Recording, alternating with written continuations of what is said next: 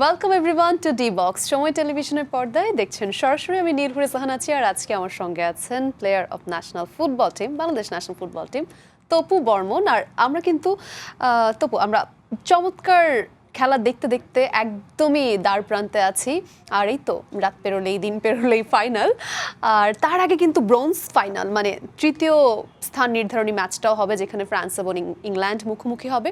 এই খেলাটা খেলতে মনে হচ্ছে কোনো দলই খুব একটা আগ্রহী না। এরকম একটা ম্যাচ আসলে কে খেলতে চায়, যেখানে তারা সেমিফাইনাল জিতে ফাইনাল এবং শিরোপা জেতার স্বপ্ন দেখছিল। সেই জায়গাটায় মানসিকভাবে কিন্তু দুটো দলই বিপর্যস্ত। কিন্তু কি মনে হয়, এরকম একটা ম্যাচ কি ট্যাকটিক্যাল রেজিলিয়েন্সের উপর ডিপেন্ড করবে, নাকি আসলে মানসিকভাবে ওভারকাম করার একটা ম্যাচ হবে? না, আসলে আমার কাছে মনে হয় যে মানসিকভাবে ওভারকাম করবে না। আকিজ ইস্পাত ভালো মানের রডের থেকেও 12% অধিক শক্তিশালী ও দীর্ঘস্থায়ী। আকিজ ইস্পাত। আমরা এর আগে হয়তো কখনোই ওয়ার্ল্ড কাপে র্যাঙ্কিং এর 4টা দলকে টপ কখনো দেখিনি খেলতে, এবং এই ম্যাচটা হয়তো আপনার সেগুলো তো আপনাকে আগায় নিবে না। যদি ইংল্যান্ড জিতেও যায় তারা 4 নম্বরেই থাকবে, আর যদি ফ্রান্স জিতে যায় 3 নম্বরেই থাকবে। আপনি পয়েন্টগুলো আমি দেখলাম, তো আসলে এই ম্যাচটা আসলে একটা জিনিস দিয়ে আপনি ধরতে পারেন, সেখানে হ্যারি কেন এবং বেলিংহাম, আর এখানে যদি এমবাপ্পের কথা বলি, যদি 3 জনের গোল্ডেন বুট জেতার একটা গোল্ডেন বুটের দৌড়ে আছে, সেক্ষেত্রে Mbappe, Harry Kane and Bellingham, হ্যাঁ, তো এই 3 জনের কিন্তু একটা সুযোগ আছে। ইফ যদি মেসি ফাইনাল ম্যাচে গোল না করে, এটা হলো তাদের একটা চিন্তাধারা থাকতে পারে। আরেকটা ব্যাপার হলো, অ্যাজ এ টিম প্রতিটা দেশের সব প্লেয়ার কিন্তু খেলতে পারে না ওয়ার্ল্ড কাপের স্টেজে, কারণ কিছু প্লেয়ার থাকে তাদেরকে আপনি বসাইতে পারবেন না। তো এখন কিন্তু এই ম্যাচটাতে দেখা যাবে যে আপনার বেঞ্চে যারা থাকে 23 জন দলের মধ্যে, তাদেরকে কিন্তু আপনি খেলানোর একটা সুযোগ পাবেন, যেমন আমরা কান থেকে আসলে দেখিনি মাঠে। সো এটা নিয়ে কিন্তু অনেকেই আসলে বেশ আপসেট হয়েছে। হ্যাঁ, আমিও তো হয়েছি। ইভেন নেইমারকে আমরা যতটা কম দেখেছি ব্রাজিলের ক্ষেত্রে, সেটাতেও অনেকেই অনেক আপসেট হয়েছে। তো আসলে এই ম্যাচটা আমার কাছে মনে হয় দুই কোচের জন্য আসলে নতুনদেরকে সুযোগ দেওয়ার একটা ম্যাচ। এবং তার সাথে আমি অনেক প্রেস কনফারেন্সে দেখেছি টমাস টুকেল বলেছে, আসলে আমরা তো ফাইনাল জিততে এসেছি এই জায়গায়, আমরা আসলে এই ম্যাচটা খেলতে চাই না। তো এই যে একটা মানসিকতা আসলে দুই টিমেরই সেম। এই জায়গায় আপনার ওই যেটা আমি বললাম, ধরেন ফ্রান্সের নাম্বার 10 চার্কি, যে কিনা ম্যান সিটি 90 মিনিট ম্যাচ খেলে, সে টোটাল ওয়ার্ল্ড কাপের 90 মিনিট ম্যাচ খেলেছে। তো তারও একটা সুযোগ আছে। তো ফ্রান্সের অনেক প্লেয়ার আছে যারা কিনা আসলে খেলেনি, তাদেরকেও হয়তো বা দিদিয়ার দেশম খেলাবে, এবং টমাস টুকেলও সেম কাজটাই করবে। ওয়েল, ইংল্যান্ডার্স ফ্রান্সের এই ম্যাচটা নিয়ে আরো কথা বলবো, কিন্তু এবার যদি ফাইনালের দিকেই আমরা তাকাই, আমরা জানি সেখানেও কিন্তু র্যাঙ্কিং এ নাম্বার 1 এবং র্যাঙ্কিং এ নাম্বার 2 আর্জেন্টিনা এবং স্পেন মুখোমুখি হতে যাচ্ছে। সেরা দুটো টিম র্যাঙ্কিং এর বিচারে আবার একই সাথে ইউরো চ্যাম্পিয়ন এবং কোপা আমেরিকা চ্যাম্পিয়ন, সেরা দলগুলো। ফেনিসিমা যে টুর্নামেন্টে হয়, সেখানে কিন্তু স্পেন আর আর্জেন্টিনার মুখোমুখি হবার কথা ছিল। বৈশ্বিক বিভিন্ন জিওপলিটিক্যাল রিজনে সেটা পসিবল হয়নি, এবং সেটা এবার কিন্তু লিখিত হতে যাচ্ছে ফিফা ওয়ার্ল্ড কাপ ফাইনালে। আই মিন, প্রতিবারই আসলে 4 বছর পর পর ফিফা ওয়ার্ল্ড কাপ আসে, এবং প্রতিবারই মনে হয় যে কেউ যেন নিখুঁত হাতে এই স্ক্রিপ্টে লিখছে, যেখানে খুব দারুণ কিছু ব্যাপার সমীকরণ মিলে যায়। এটা আরো সৌন্দর্যটা বাড়িয়ে দেয়। এই জায়গায় এসে যদি বলি, আমরা যেমন সেমিফাইনালে দেখেছি স্পেনকে ফ্রান্সের মুখোমুখি, এবং স্পেন কিন্তু ফ্রান্সকে পুরোপুরি শাট ডাউন করে প্রথম মিনিট থেকে এই ম্যাচটি নিজেদের করে নিয়েছিল। আর অন্যদিকে আর্জেন্টিনাকে কিন্তু আমরা দেখেছি যে ইংল্যান্ডের সাথে একদম শেষ মুহূর্ত পর্যন্ত তাদেরকে জয়ের লড়াইটা চালিয়ে যেতে হয়েছে, এবং জয়টা ছিনিয়ে নেওয়াটা কিন্তু একটু কষ্টসাধ্য ছিল, স্পেশালি ফার্স্ট হাফে। ইট ওয়াজ ইংল্যান্ডস গেম। সো কি মনে হয়, আমরা কাকে এগিয়ে রাখবো?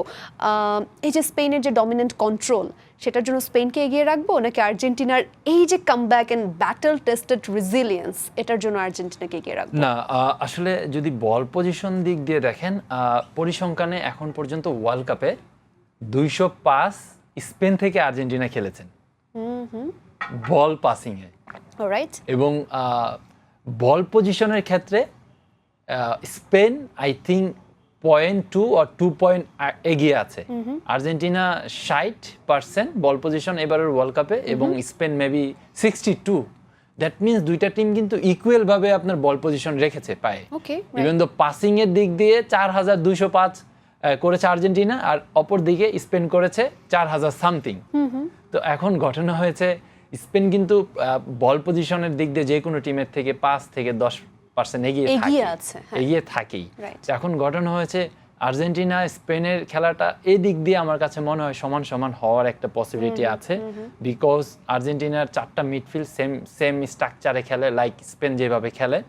ইভেন দো হয়তো বা আপনারাও জানেন ব্যাপারটা যে স্পেনের কোচ এবং আর্জেন্টিনার কোচ তাদের মধ্যে একটা সম্পর্ক আছে, এবং স্কলানি কিন্তু স্পেন থেকেই তার কোচিং লাইসেন্সগুলো করিয়েছে। তো দ্যাট মিন্স তার ভিতরে কিন্তু সেই ফিলোসফিটা ঘুরে ফিরে আসবেই, বা দুপক্ষকে আরো একটু ডিপলি জানার।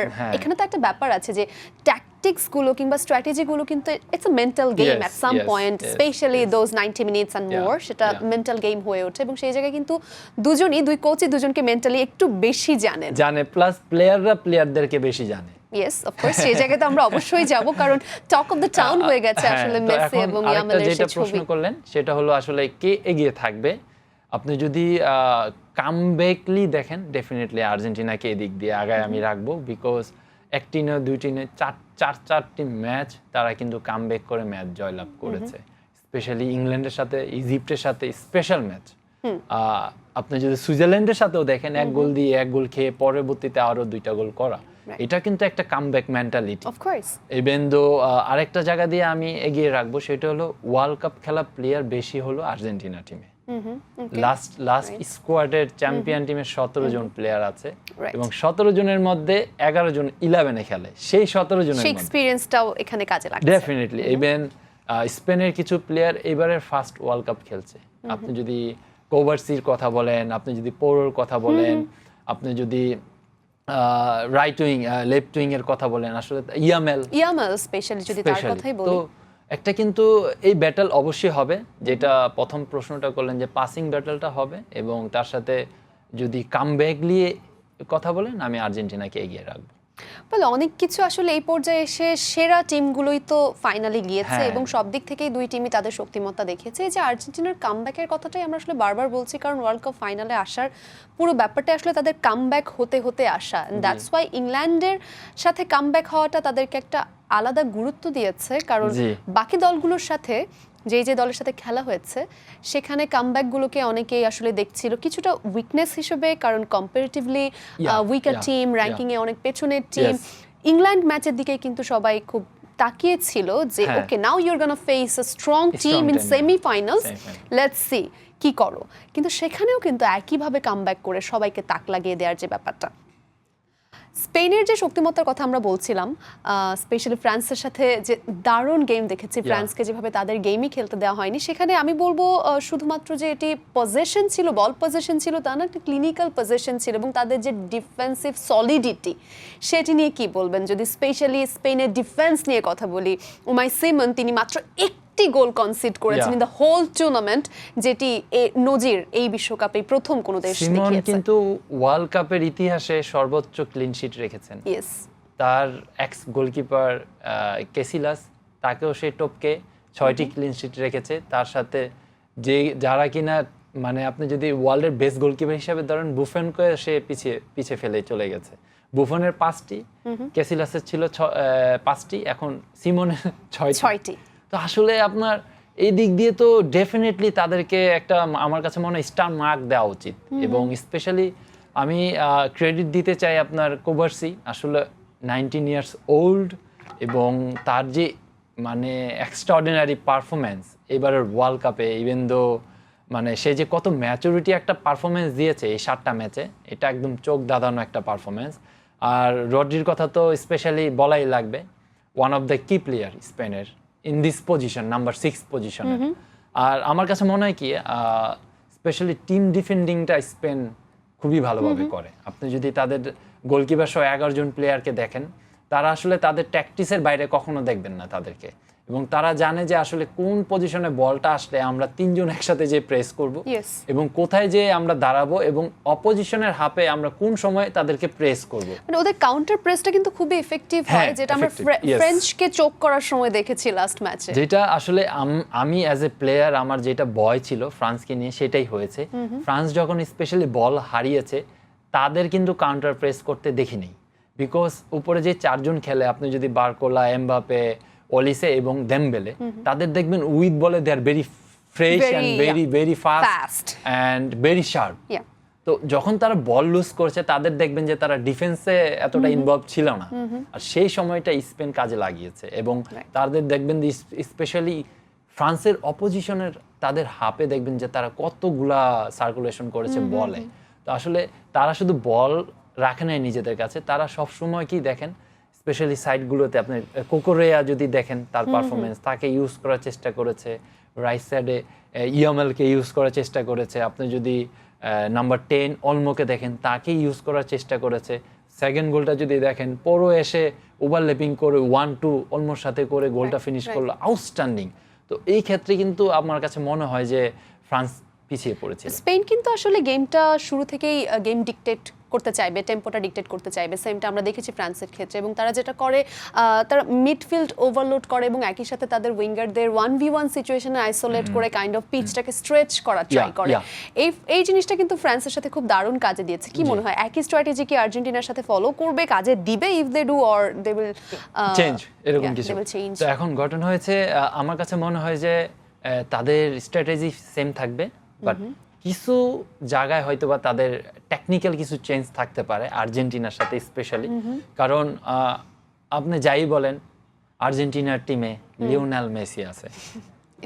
হ্যাঁ, মানে এটা আজকে মনে হয় আরেকটা শোতে আমরা একসাথে ছিলাম, আমরা বলছিলাম যে মানে আমি বলছিলাম Spain strong team, Argentina strong team, দু দলই সমান মাত্রায় যদি আমরা স্ট্রং ধরি, স্পেনের কি আছে আর্জেন্টিনার কি আছে, Argentina has Messi, that's the biggest advantage, would you agree? হ্যাঁ, ওয়াই নট। আরেকটা ব্যাপার হলো আসলে কিছু চেঞ্জ থাকবে এবং আর্জেন্টিনারও কিছু চেঞ্জ থাকবে। আমরা কিন্তু লাস্ট ম্যাচে দেখেছি যে সিমোনেকে নামানো হয়েছে, এটা কিন্তু মানে একটা স্টার মার্কের চেঞ্জিং ছিল স্কলানির, এবং অল মানে ক্রেডিট গোস টু স্কলানি। প্রতিটি চেঞ্জ কাজে দিয়েছে। হ্যাঁ, কাজে দিয়েছে। ঠিক যে দীপলকে আমরা দেখেছি আসলে কতটা লেট করে আসলে নামানো হয়েছে তাকে, but that worked at that right moment. এখন একসাথে 3টা চেঞ্জ করেছে সে। অতামেন্দি, লিসান্দ্রো মার্টিনেজকে উঠিয়ে অতামেন্দিকে নামানো হয়েছে, এক্সপেরিয়েন্স ক্যাম্পেনিয়ার, দীপল এবং মন্টিয়েল। তারা কিন্তু মানে এতটা মানে আউটস্ট্যান্ডিং ভূমিকা রেখেছেন সেই ম্যাচে। না হইলে হয়তো বা এই ক্রস আসতো না, মেসি এত স্পেসও পেতো না, তাহলে কিন্তু ডিফিকাল্ট হয়ে যেত। তো সেই ক্ষেত্রে কিন্তু দুই জায়গা থেকে কোচ মাস্টার মাইন্ড।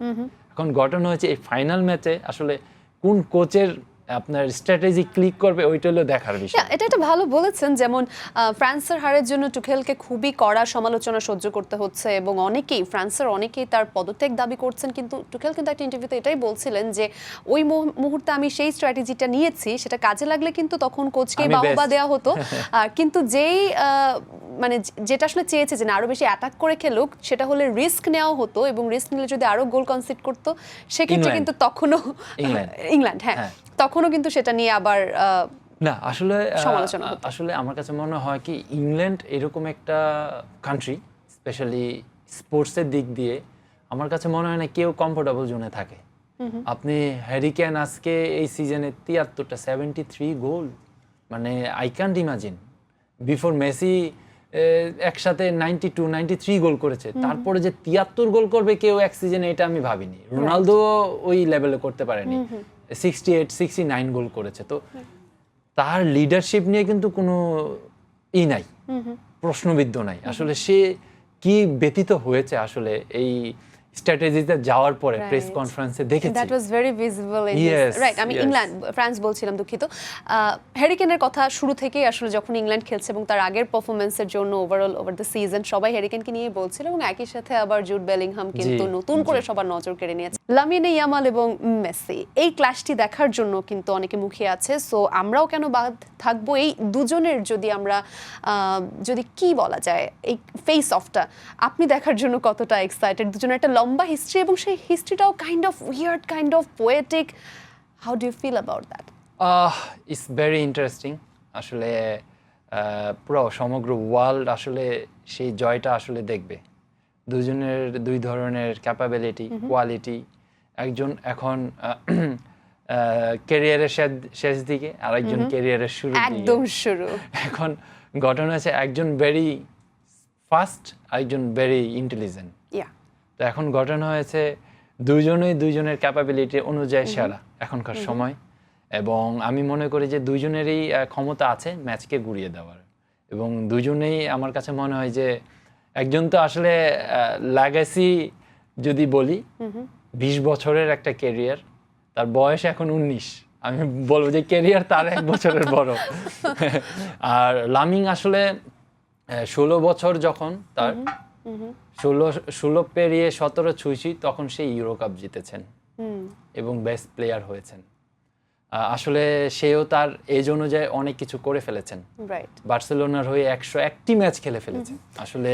এবং অ্যাজ আ ফুটবলার যদি বলি চাঁদ কপাল নিয়ে জন্মেছে এবং মেসি যেই একাডেমি থেকে বড় হয়েছে প্লেয়ার হয়েছে, লামিংও সেম।